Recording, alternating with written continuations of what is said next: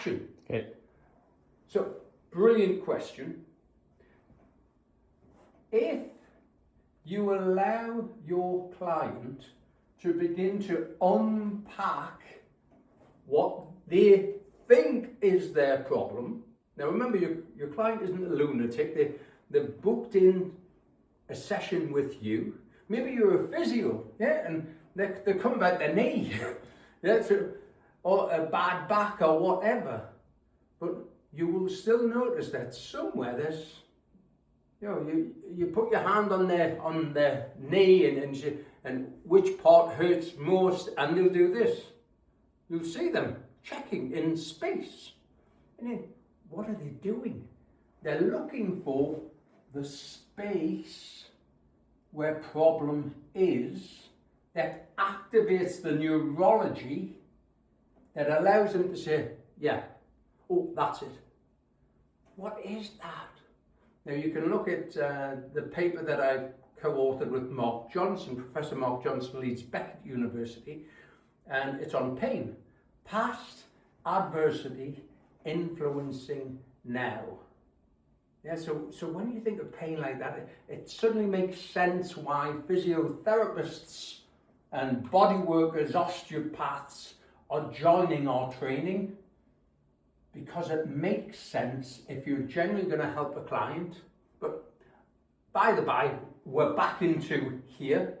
So what we're then looking at is, if you've allowed the client to step into their story and you're listening, bear in mind, born deaf, which is a bit of an advantage, but I wouldn't encourage you to go out and become deaf. Just an advantage I was born with, because A, I can't really listen, and B, I don't want to listen to what's coming out of the mouth. I want to listen to what I can see, which is what Steve Maris was saying the other day.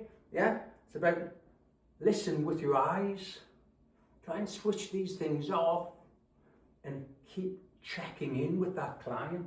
So, problem with letting the client out is they'll start telling their story. The problem with the client telling their story, and I'll give a quick example, which is, I remember a little chap come running up the street to me, and just fairly recently, and he had tears in his eyes, and he grabbed my hand and said, please mister, help me. He's gonna do that thing again, you know. And there was a guy come red-faced, unlike Anne, who was another red-faced, tomato paste. So it comes, and he said, oh, keep a hold of him, you know. And you know, I said, how? I said, and he says, what are you doing? I said, well, what are you planning on? He says, that's my son. Give him here. I said, I'm not blocking you. I'm growling now. I'm still there now. What's going on? He said, the little bugger, he says, he's broken that greenhouse window again with that ball, and I'm docking his pocket money. And the kid looked at me and, yes, he's gonna do it again. Now, where were you? Were you actually with me on this story? Or had you gone somewhere else?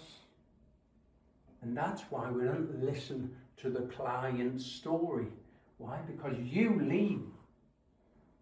Your mind has to put you in a space.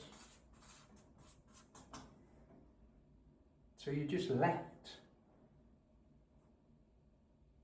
And that's why we don't listen to the stories. Yeah? We're watching the non-verbal communication, because the non-verbal communication keeps us in the place.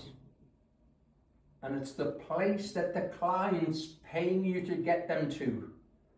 The client does not ever want to be in that space.